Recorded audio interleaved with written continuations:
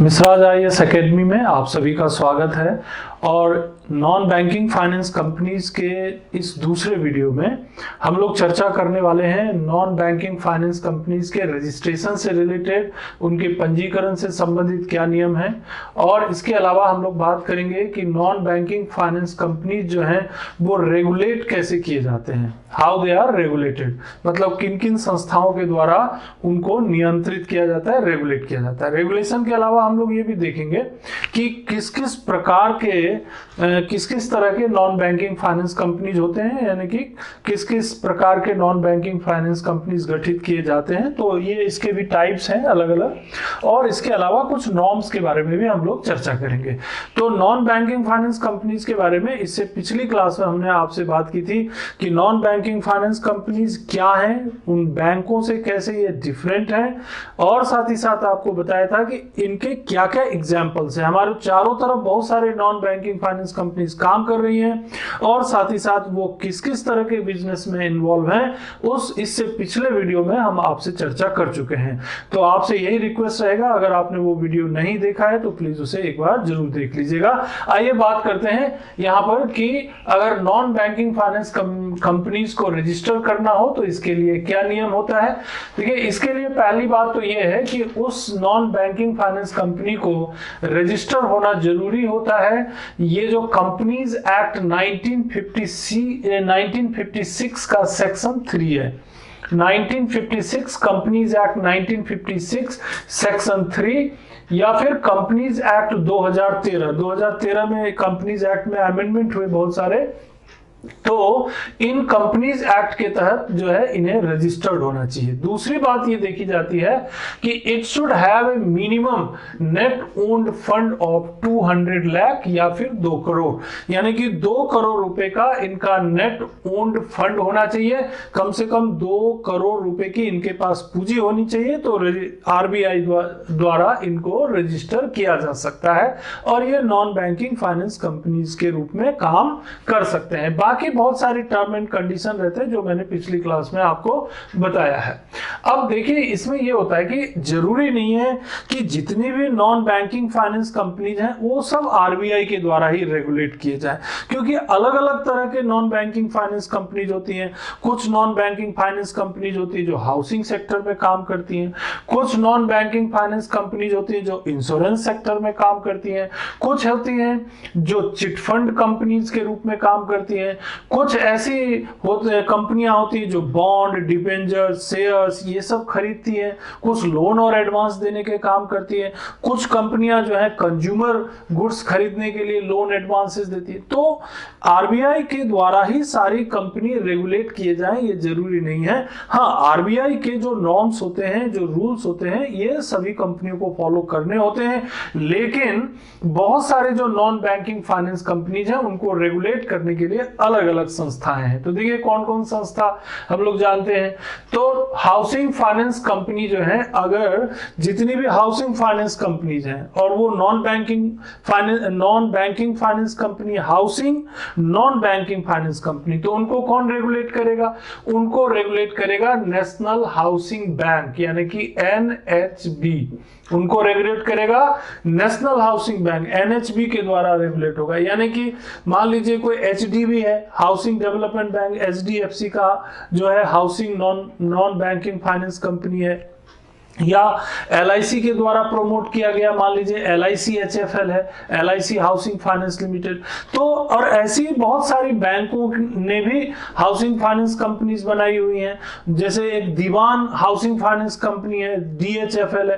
तो इतनी सारी हाउसिंग फाइनेंस कंपनीज हैं, तो इनको कौन रेगुलेट करेगा? इनके संबंध में जो नॉर्म्स हैं, जो इनको जो इंस्ट्रक्शंस हैं, वो सारे इंस्ट्रक्शन हमेशा आरबीआई से नहीं आएंगे। इनको इंस्ट्रक्शंस आएंगे नेशनल हाउसिंग बैंक को, नेशनल हाउसिंग बैंक से। तो इनको हाउसिंग फाइनेंस कंपनी को रेगुलेट करने के लिए हो गया नेशनल हाउसिंग बैंक। मान लीजिए कोई नॉन बैंकिंग फाइनेंस कंपनी है और वो मर्चेंट बैंकर का काम करता है, वेंचर कैपिटल मतलब हुआ कोई ऐसा पूंजी, ऐसी कंपनी, ऐसी कोई फाइनेंशियल कंपनी जो कि नए बिजनेस या नए कोई उद्योग लगाने के लिए कैपिटल उपलब्ध कराती है, तो वेंचर कैपिटल कहलाता है है ना। तो वेंचर कैपिटल फंड कंपनी है, स्टॉक एक्सचेंजेस में निवेश करती है, स्टॉक ब्रोकर वगैरह की कंपनी है। तो इन वो किसके द्वारा रेगुलेट होंगे, तो इनको सेबी रेगुलेट करेगी, क्योंकि इनका जो काम है ये स्टॉक मार्केट से संबंधित है, शेयर बाजार से संबंधित है। तो इनके कामों को रेगुलेट करने के लिए सेबी जो है ध्यान रखेगी। Security and exchange board of India. Insurance companies हैं, मान लीजिए कोई नॉन बैंकिंग फाइनेंस कंपनीज है और उन्होंने अपना रजिस्टर जो है इंश्योरेंस करने के हिसाब से बनाया हुआ है, कंपनी एक्ट के तहत भी रजिस्टर्ड है, तो क्या करेंगे, इन कंपनियों को जो इंश्योरेंस के हिसाब से काम करेंगे वो IRDA के द्वारा रेगुलेट होंगे। और कौन सी, चिटफंड कंपनी, आपने नाम सुना होगा चिटफंड कंपनी। चिटफंड कंपनी जो होती हैं ये स्टेट्स के द्वारा रेगुलेट किए जाते हैं, जो राज्य सरकारें होती हैं ना वो इनको रेगुलेट करती हैं, वही इनसे रिलेटेड नियम वगैरह बनाती हैं। कई राज्यों में चिटफंड कंपनियां होती हैं जो लोगों से थोड़े थोड़े पैसे इकट्ठा करके एक बड़ा अमाउंट जमा होता है और सरकार जो है उसको कुछ इंटरेस्ट भी देती है या फिर इसको निवेश का लाभ भी चिटफंड कंपनी में निवेश करने वालों को दिया जाता है। इसके अलावा निधि, जो छोटी छोटी बचतें होती हैं उसको इकट्ठा करके जो चीजें होती हैं, जो एक बड़ा फंड इकट्ठा होता है, तो उस कंपनी उसको रेगुलेट कौन करेगा, तो मिनिस्ट्री ऑफ कॉर्पोरेट अफेयर्स होता है ना।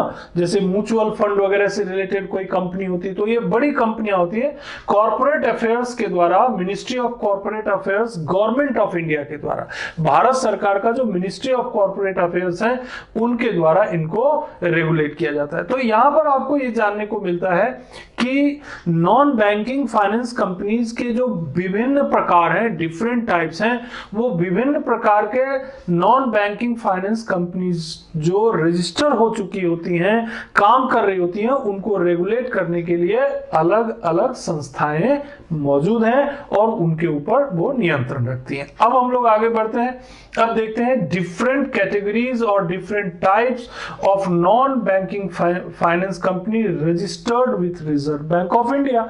RBI के तहत जो कंपनियां रजिस्टर्ड हुई हैं, पंजीकृत हुई हैं, वो भी ऐसा नहीं है, वो बहुत तरह की हो सकती है, डिफरेंट टाइप्स की हो सकती है। एग्जाम्पल तो हमने पिछले वीडियो में आपको बताया ही था, जैसे बजाज फाइनेंशियल सर्विसेज लिमिटेड एक कंपनी है, तो Mahindra and Mahindra finance company है, तो LIC HFL एक कंपनी है, तो HDB एक कंपनी है। बहुत तरह से ये कंपनी रजिस्टर्ड होती है। लेकिन यहां पर आप देखिए कि ये जो कंपनियां हैं ये कितने तरह की हो सकती है, नॉन बैंकिंग फाइनेंस कंपनीज भी कितने तरह की हो सकती है। जैसे एक नाम यहां पर लिखा हुआ है एसेट फाइनेंस कंपनी, ये एक तरह की नॉन बैंकिंग फाइनेंस कंपनी है। ये क्या काम करती है, तो financing of physical assets like automobiles, tractors, generator ETC। Asset finance company, मान लीजिए कोई फैक्ट्री है और कोई फैक्ट्री में कोई बड़ी मशीन खरीदना है, जनरेटर खरीदना है, उसमें बहुत सारा कैपिटल लगता है, पूंजी लगता है, तो क्या करेंगे, एसेट फाइनेंस कंपनी जो है उनको फाइनेंस कर सकती है। तो यदि कोई फिजिकल एसेट बनाने वाली कोई कंपनी होगी, कोई भौतिक संपत्ति बनाने वाली कंपनी होगी, तो एसेट फाइनेंस कंपनी वहां पर काम करती है। तो ये एक तरह का नॉन बैंकिंग फाइनेंस कंपनी होगी। तो एसेट फाइनेंस कंपनी होगी।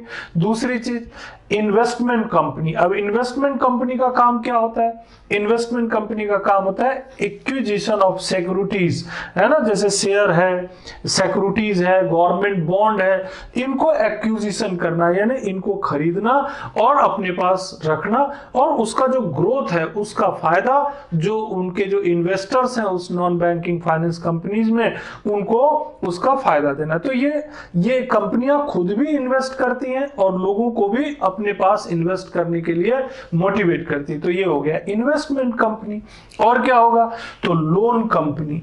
लोन कंपनी, कुछ कंपनियां ऐसी होती हैं लोन देती हैं छोटे छोटे चीजों के लिए, कि भाई आप गाड़ी खरीद लीजिए इसके लिए लोन देंगे, मकान खरीद लीजिए इसके लिए लोन देंगे, और भी कई तरह की चीजों के लिए छोटे छोटे लोन वो देते हैं। तो उनको बोलते हैं लोन कंपनी, जो कि लोन्स और एडवांसेस उपलब्ध कराते हैं। उसको उनको क्या फायदा होता है, भाई ये कोई परोपकार के लिए तो बने नहीं है, उनको फायदा ये होता है कि भाई जो लोन देंगे या एडवांसेस देंगे उस पर इंटरेस्ट मिलता है, 9%, 10%, 11%, या जो जो भी आरबीआई का गाइडलाइन है उससे ज्यादा नहीं लेंगे, वो उतना इंटरेस्ट जो है लेने वाले को, लोन लेने वाले को देना पड़ता है, वो उनका फायदा हो गया।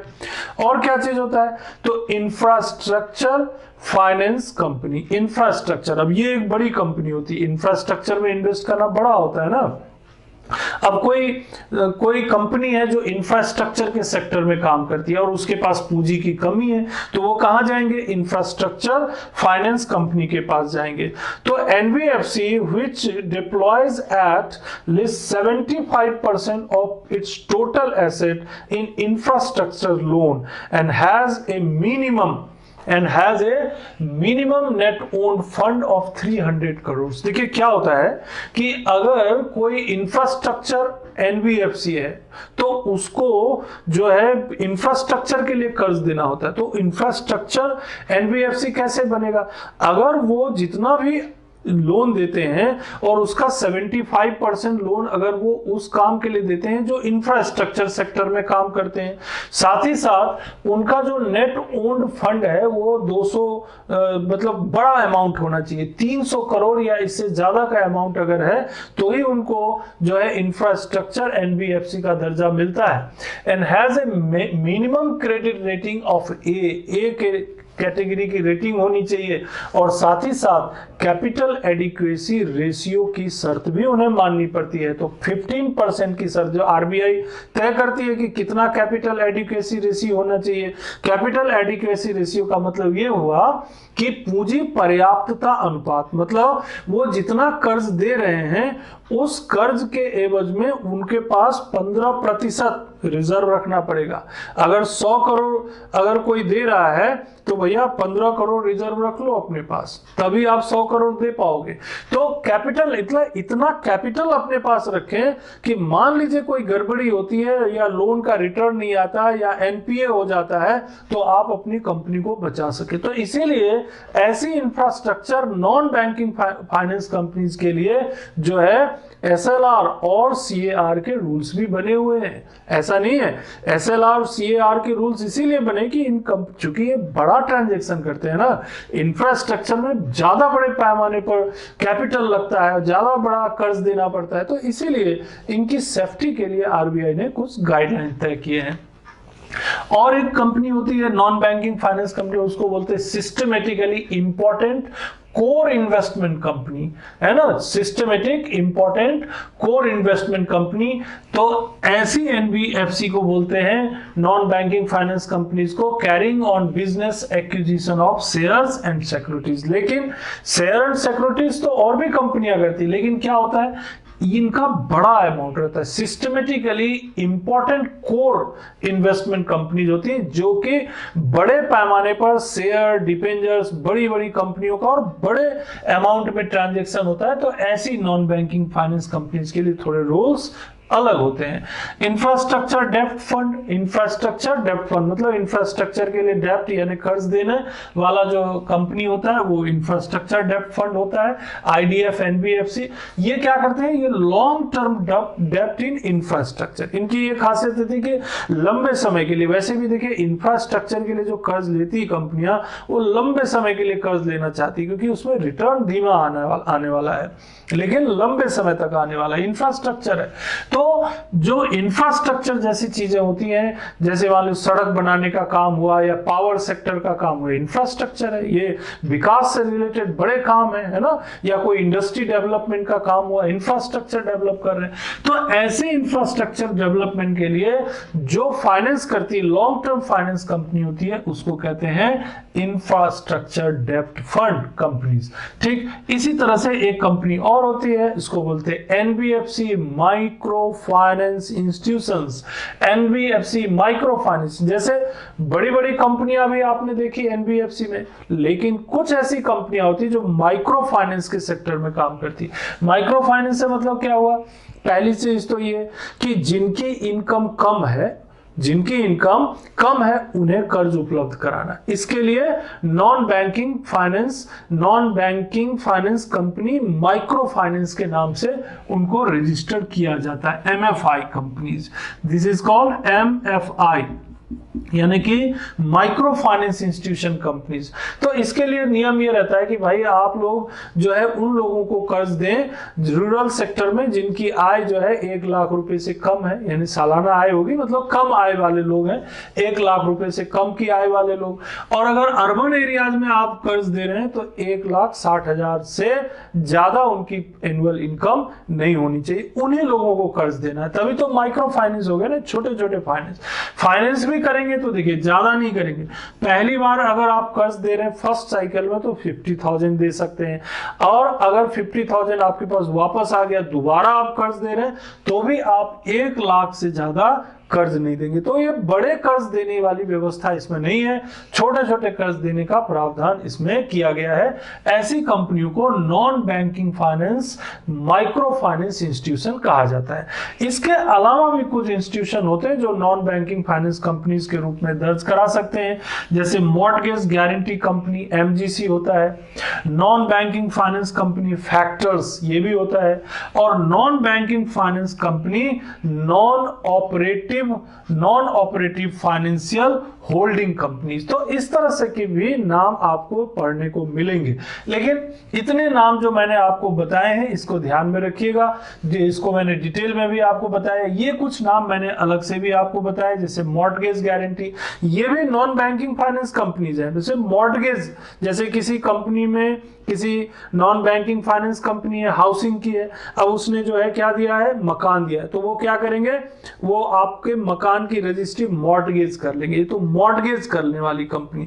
तो ऐसी भी बहुत सारी कंपनियां होती हैं नॉन बैंकिंग फाइनेंस कंपनी जो लोगों के मकान की रजिस्ट्री कागजात गिरवी रख के उसके बदले में लोन दे देती है। ऐसी भी कंपनी होती है, जरूरी नहीं है कि नया मकान बनाने के लिए दे, पुराने मकान को भी मॉर्टगेज करके उस पर कर्ज लिया जा सकता है, ऐसी भी कंपनियां होती है, तो उसको कहा जाता है मॉर्टगेज गारंटी कंपनी। तो ऐसी भी नॉन बैंकिंग फाइनेंस की कंपनी होती है।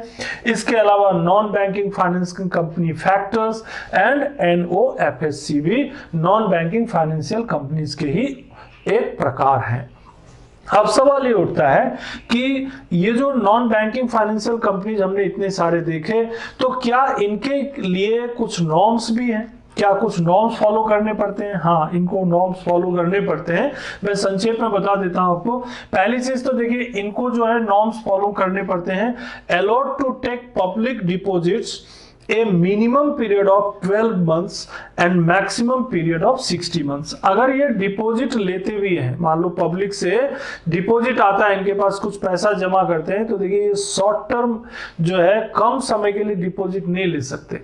और डिपॉजिट वो जो मैंने बोला डिमांड डिपॉजिट तो ले ही नहीं सकते, डिमांड डिपॉजिट ले ही नहीं सकते। ये वो डिपॉजिट लेंगे जो एक सर्टेन समय के बाद ही वापस कर पाएंगे विथ इंटरेस्ट। तो ये जो होता है ये minimum period of 12 months and maximum period of 60 month हो सकता है। एक नियम बना दिया आरबीआई ने इनके लिए। Not allowed to accept deposits which are repayable on demand। वही जो मैंने पहले कहा आपको, डिमांड डिपॉजिट वाला जो रहता है, वो जो पैसा पब्लिक जो है डिमांड कभी भी ले सकती है, कभी भी दे सकती है, वैसा वाला ये नहीं कर सकते। जो फिक्स टर्म है वही ये लोग कर सकते हैं, not less than 12 and not more than 60 months. तो एक तो ये गाइडलाइन आपको ध्यान रखना है। एंड दूसरी बात, cannot offer interest rate higher than RBI guidelines. समय समय पर आरबीआई के गाइडलाइंस आते रहते हैं। मॉनेटरी जब भी समीक्षा होती है, मौद्रिक समीक्षा आरबीआई की, तो उसमें नॉन बैंकिंग फाइनेंस कंपनीज के लिए भी वो लोग कभी कभी जो है उसमें नियम कानून वगैरह उसमें जारी करते रहते हैं और गाइड करते रहते हैं कि भाई इंटरेस्ट रेट कितना होना चाहिए। बैंकों के लिए भी रहता है, एनबीएफसी के लिए भी रहता है। तो जो भी एनबीएफसी के लिए आरबीआई ने गाइडलाइन तय किया है इंटरेस्ट का, उससे ज्यादा तो इंटरेस्ट वो नहीं दे सकते हैं, है ना। नहीं तो क्या होगा, जो है अनफेयर कंपटीशन हो जाएगा। नॉन बैंकिंग फाइनेंस कंपनी जो है ज्यादा इंटरेस्ट दे करके अपने पास ज्यादा डिपॉजिट करवाने लगेंगे तो अनफेयर हो जाएगा। तो ऐसा नहीं, आरबीआई उनको रेगुलेट करती, कंट्रोल करती कि नहीं, इससे ज्यादा इंटरेस्ट आप नहीं दे सकते। इस तरह से ये कंट्रोल होता है। And cannot offer any gifts, instance, incentives and other benefits to depositors. ये भी नहीं कि आप डिपोजिटर को प्रलोभन देने के लिए अपने पास जो है उनको आप प्रोटेक्ट करने के लिए, रखने के लिए आप उनको गिफ्ट्स दे रहे हो, इंसेंटिव्स दे रहे हो अनावश्यक ज्यादा से ज्यादा, जिससे कि डिपोजिटर हमारे पास बना रहे। ऐसे अलग तरीके से जो जनरली पता नहीं चलता वो करते हो, बात अलग है।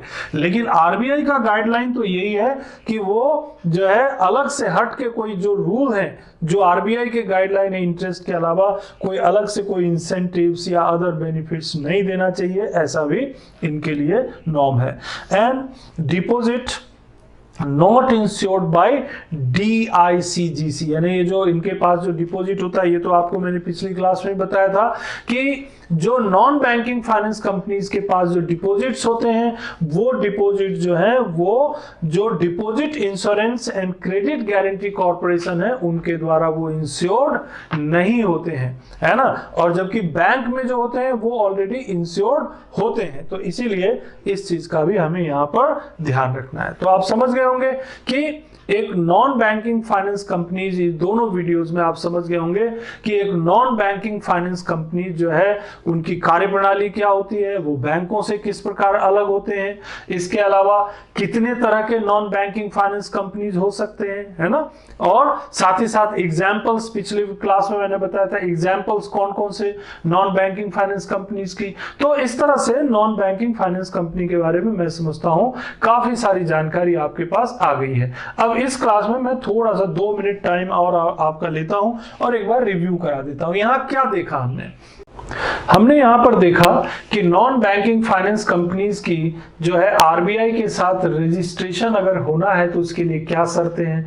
तो ये जो है आरबीआई के साथ अगर रजिस्ट्रेशन चाहिए तो भाई कंपनी एक्ट के तहत रजिस्टर होना है, और 1956 या फिर कंपनी एक्ट 2013 के तहत आपका जो है कंपनी के रूप में रजिस्टर होना चाहिए, कंपनी होना चाहिए। साथ ही मिनिमम नेट ओन्ड फंड कितना होना चाहिए, तो 2 करोड़ रुपए का होना चाहिए। फिर आपने देखा कि भाई इनको रेगुलेट कौन करता है, तो अलग अलग सेक्टर का जो रेगुलेटर है अलग अलग होता है। वो आपने देख ही लिया कि भाई मान लीजिए हाउसिंग फाइनेंस वाला है तो एसडीबी देखेंगे, merchant banker, venture capital, stock broker वाला है तो सेबी देखेंगे, इंश्योरेंस कंपनी तो IRDA, insurance regulatory development authority देखेगी, चिट फंड कंपनी है तो स्टेट गवर्नमेंट देखेंगे, निधि जो म्यूचुअल फंड वगैरह की जो बड़ी कंपनियां होती है उनको ministry of corporate affair and government of India के द्वारा गवर्नमेंट ऑफ इंडिया के द्वारा। डिफरेंट टाइप्स ऑफ कैटेगरीज में देखा आपने, asset finance company, investment company, loan company, infrastructure finance company, इसके अलावा systematically important core investment company, infrastructure डेब्ट फंड और माइक्रो फाइनेंस इंस्टीट्यूशंस। इसके अलावा भी 2-3 नाम आपको बताए गए, mortgage guarantee company, NBFC factors and NBFC NOFHC जिसको बोलते हैं non operative financial holding company. Norms भी आपको यहां पर बता दिया गया। तो इस तरह से मैं समझता हूं नॉन बैंकिंग फाइनेंस कंपनी से रिलेटेड चाहे यूपीएससी में या स्टेट पीएससी में या किसी भी कॉम्पिटिटिव एग्जाम में आपको सफलता मिलने में ये मदद करेगा। Thank you.